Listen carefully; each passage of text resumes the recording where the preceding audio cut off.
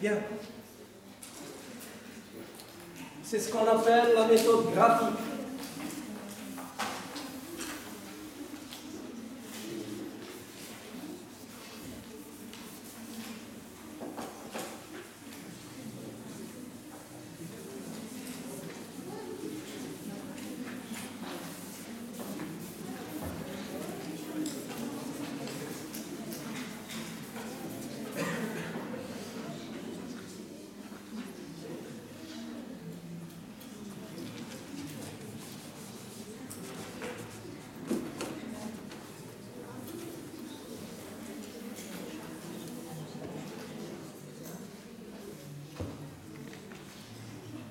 Alors, regardez s'il vous plaît. Troisièmement,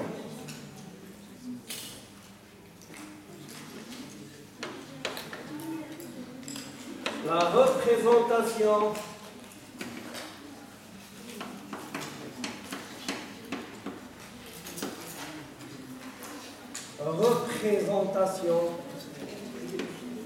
de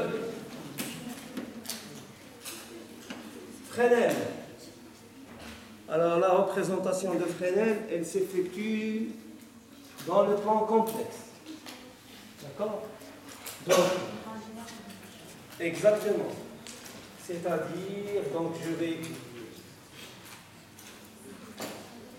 j'ai besoin de deux axes. Donc l'axe des ordonnées, ça correspond aux imaginaires purs. L'axe, s'il vous plaît, l'axe des abscisses correspond au réel pur. Donc, tous les points que je vais représenter sur l'axe des réels correspondent à des réels purs dont la partie imaginaire est nulle. Et vice-versa. Tous les points que je vais représenter sur l'axe des ordonnées, ça correspond à des complexes dont la partie réelle est nulle. D'accord? Alors, regardez ici, s'il vous plaît.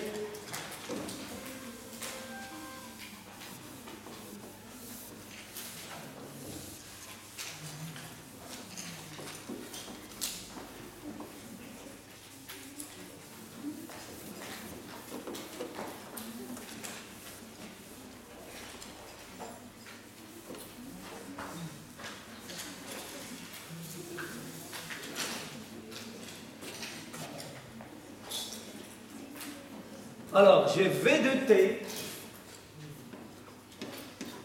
elle est égale à Vm sinus oméga T. Et j'ai I de T, il est égal à Im cosinus oméga T moins phi. Donc ça, c'est les grandeurs. L'excitation, V de T, et la réponse I de T. Je vais opérer un changement de phase. Il consiste en quoi?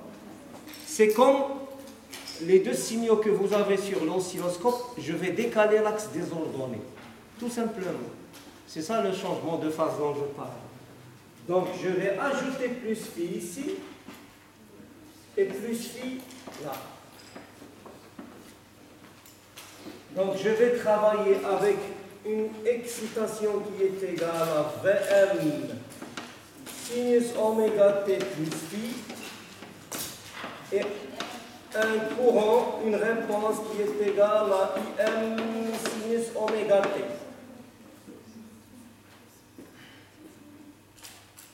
D'accord? Donc, sur le plan complexe, je vais représenter l'excitation V de T par un vecteur V dont le module c'est quoi? C'est Vm et dont l'argument c'est plus phi. D'accord? Je vais représenter sur le plan complexe la réponse par un vecteur I, dans le module, ça va être IM, et dans l'argument, c'est 0.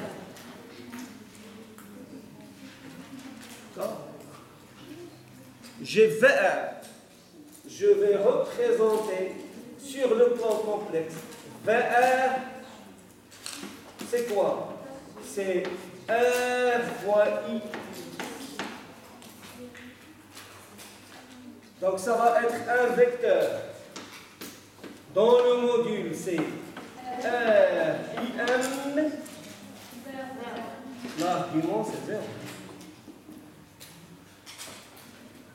D'accord? Le vecteur VL, c'est égal à quoi? C'est ZL fois I. Or, ZL, c'est JL oméga. Attention. J, c'est quoi? J, c'est cosinus phi plus J. Cosinus. J, c'est cosinus pi sur 2 plus J sinus pi sur 2. Ça veut dire que J, c'est quoi? C'est exponentielle J pi sur 2. Donc, ça correspond à quoi? Ça correspond à un vecteur dans le module 1 et dans l'argument, c'est plus pi sur 2.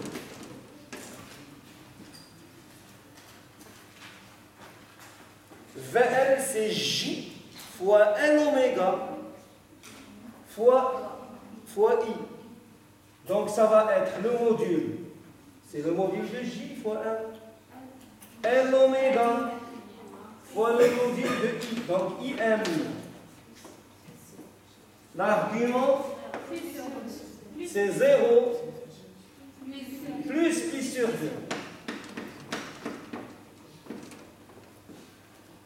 Donc voilà le vecteur VR. Oui? Oui?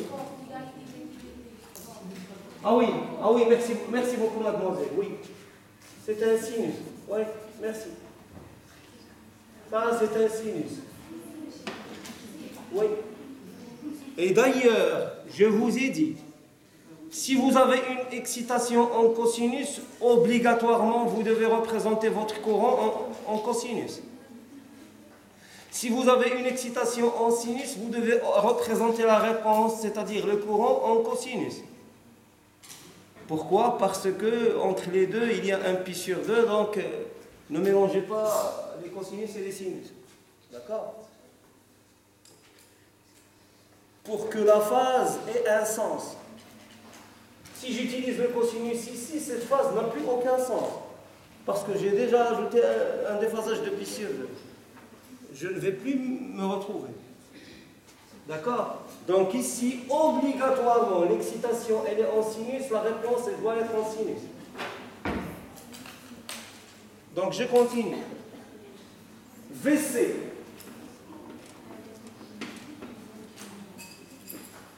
VC, c'est quoi? ZCI moins J sur C oméga. IM, ok, vecteur. Plutôt I vecteur. Moins J sur C oméga, I vecteur.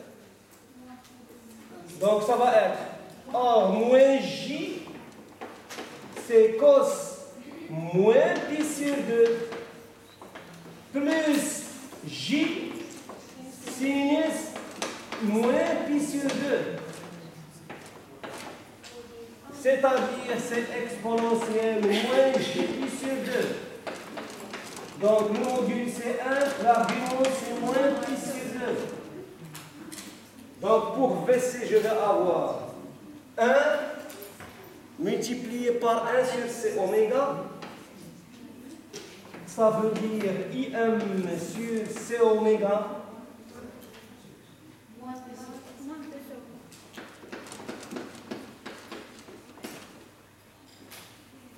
moins pi sur 2. Donc rappelez-vous, moi j'ai besoin de quoi? Pour représenter sur le point complexe, j'ai besoin de I de T, j'ai besoin de V de T bien entendu. Donc V de T, I de T, j'ai besoin de VR, j'ai besoin de VR, j'ai besoin de VC. Je vais représenter tout ceci sur le plan complexe. La loi des mailles, qu'est-ce qu'elle me dit? Regardez, je vais l'écrire ici. Attendez. L'application de la loi des mailles me donne.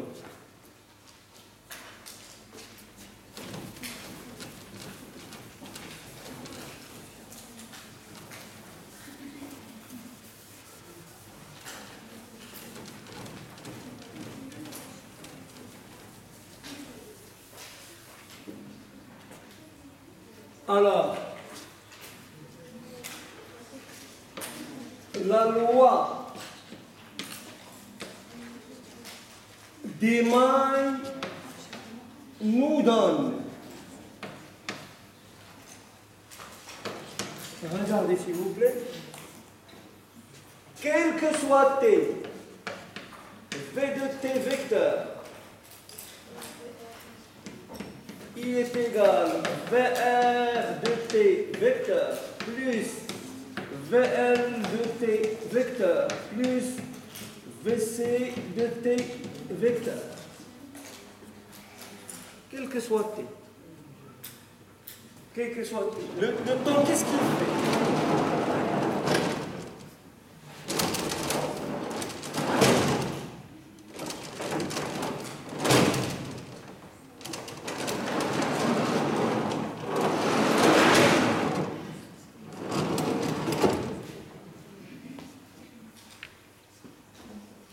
Bien.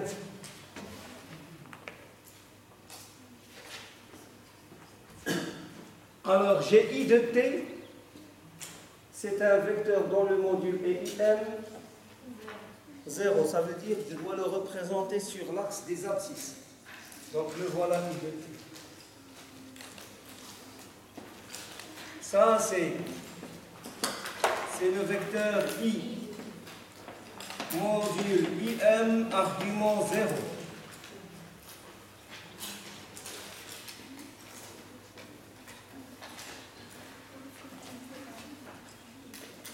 VR de T. VR de T, c'est RI. Ça veut dire il va être collinéaire avec I. Donc ça, c'est VR vecteur. Dans le module, c'est RIM et dans l'argument, c'est 0.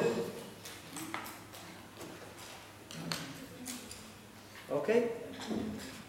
Le vecteur VR, je vais ajouter au vecteur VR, je vais lui ajouter VC de T. D'accord? VC de T. Non, VL. Il est où VL? C'est L oméga IM avec un argument de plus pi sur 2. Donc,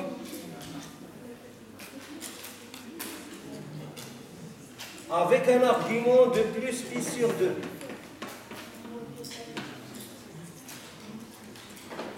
D'accord? Alors, ce vecteur, c'est VL. Dans le module, c'est L oméga IM. Dans l'argument, c'est plus pi sur 2. VR plus VL, je vais ajouter VC de T.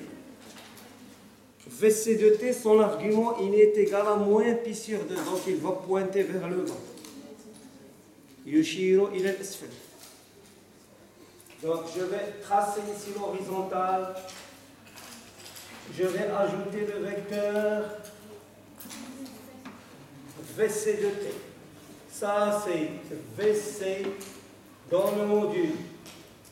C'est IM sur C oméga. Et dans l'argument, moins puisseur.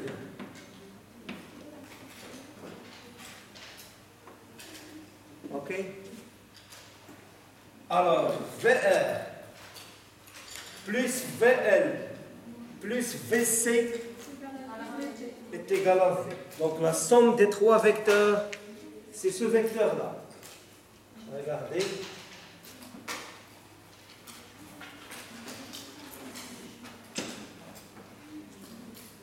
Ça, c'est le vecteur V. Dans le module, c'est VM. Et dans l'argument, c'est phi. Donc cet angle, forcément, c'est phi.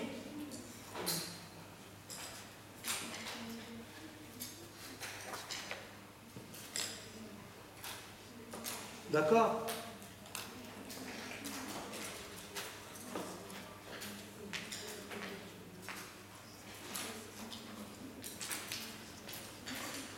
Bien. Alors, regardez s'il vous plaît. Maintenant, je dois chercher, je dois déterminer IM.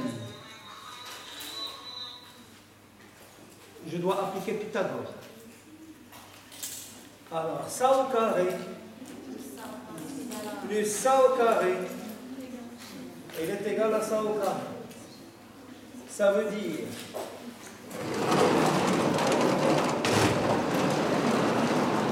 regardez, nous appliquons Pythagore.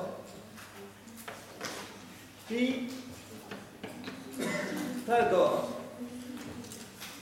donne ou bien implique VM au carré, elle est égale R carré IM au carré. R carré IM au carré plus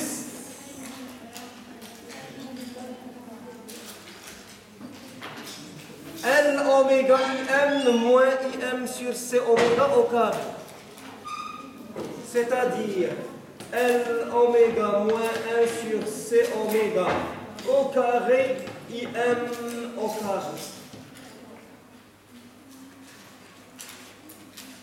OK?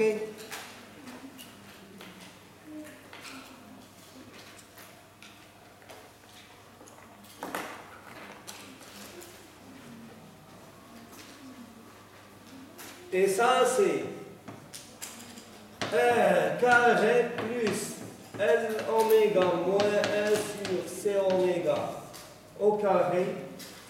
R carré plus L oméga moins 1 sur C oméga au carré. Très bien. IM au carré. Ça veut dire que IM, elle est égale à VM sur racine de R carré plus L oméga moins 1 sur C oméga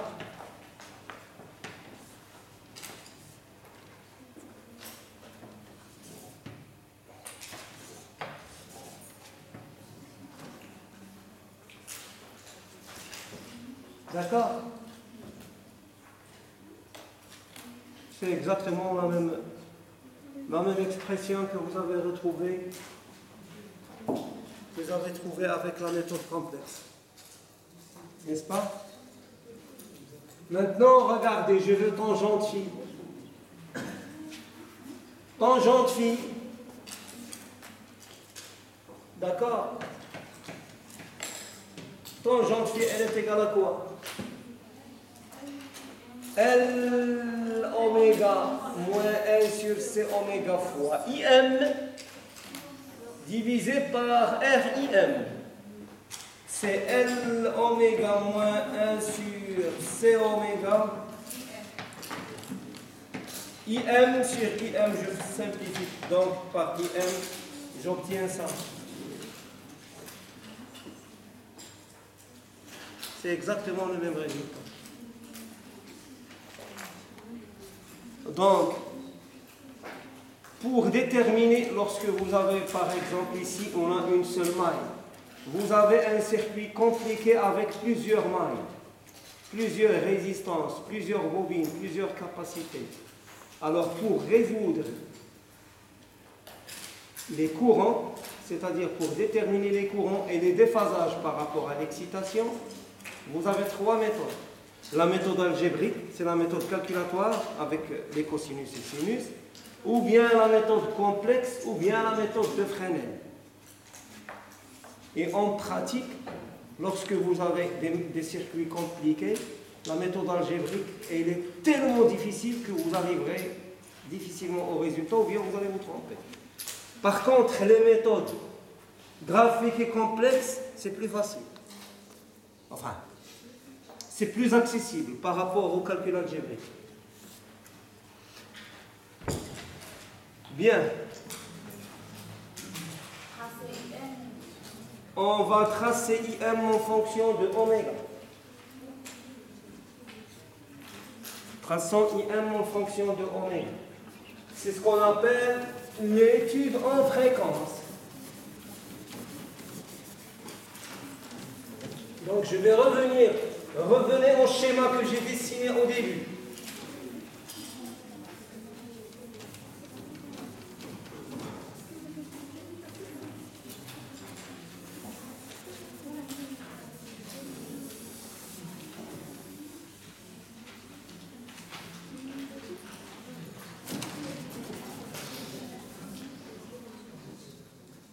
Alors,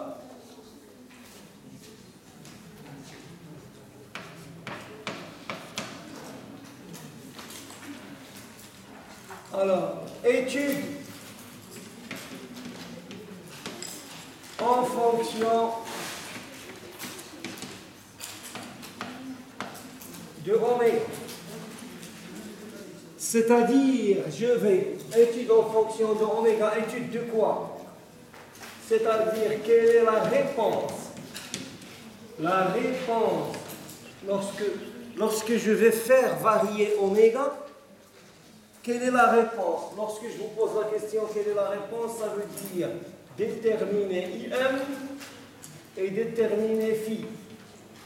Ou bien déterminer IM de oméga et phi de oméga. Bien. Alors, pour les basses fréquences,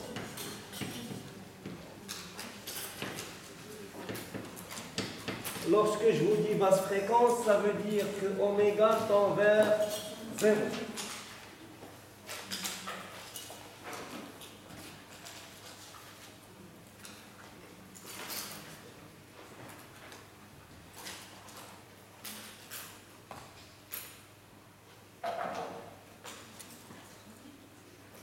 Pour les basses fréquences, oméga tend vers 0. Alors, regardez. Qu'est-ce que je peux dire pour les basses fréquences?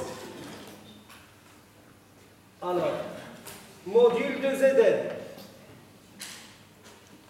c'est JL oméga, module de JL oméga.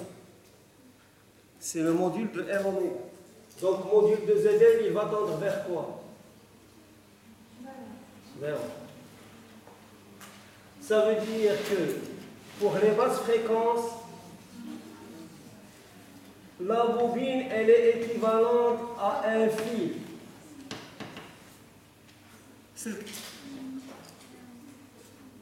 D'accord? Elle laisse passer le courant. Par contre, ZC, elle tend vers l'infini.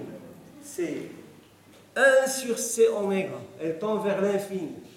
Ça veut dire que votre capacité ou bien condensateur, il est équivalent à un interrupteur K ouvert. Donc, elle ne laisse pas passer le signal. La capacité bloque, la bobine passe, laisse passer. La capacité, elle bloque.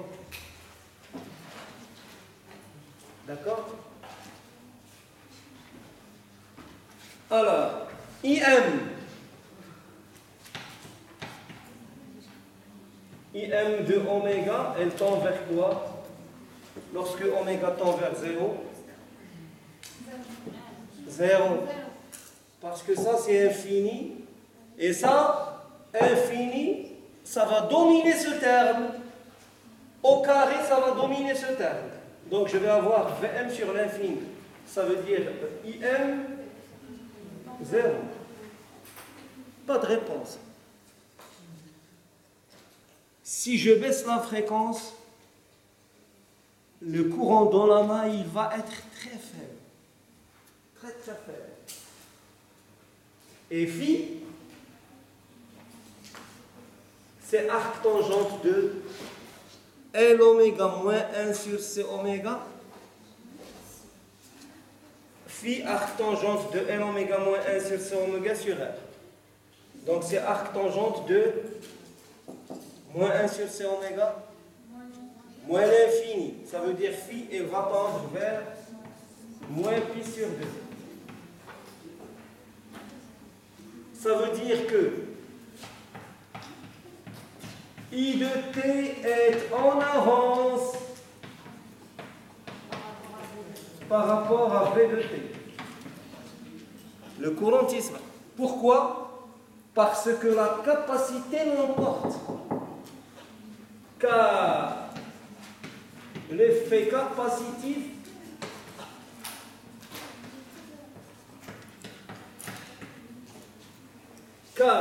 capacitif l'emporte.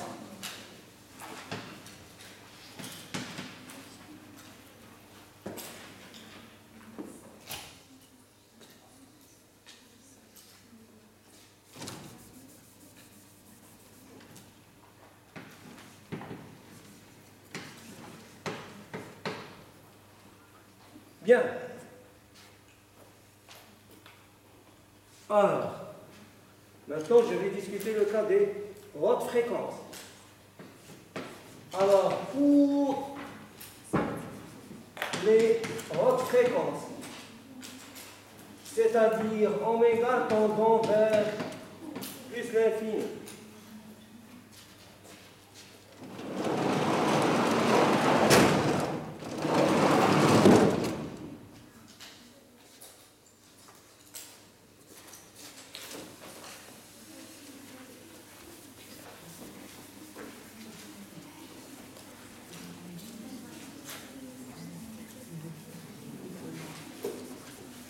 Alors, pour les hautes fréquences,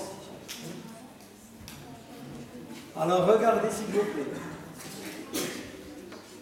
ZL, le module de ZL, il tend vers plus l'infini. Plus l'infini, ça veut dire la bobine, elle se comporte comme un interrupteur K ouvert.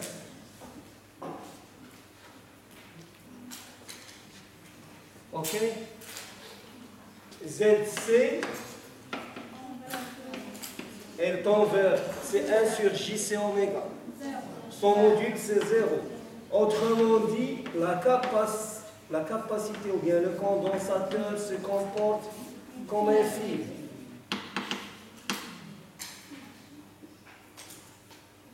Donc, vous voyez que la bobine laisse passer les basses fréquences, empêche les hautes fréquences de passer.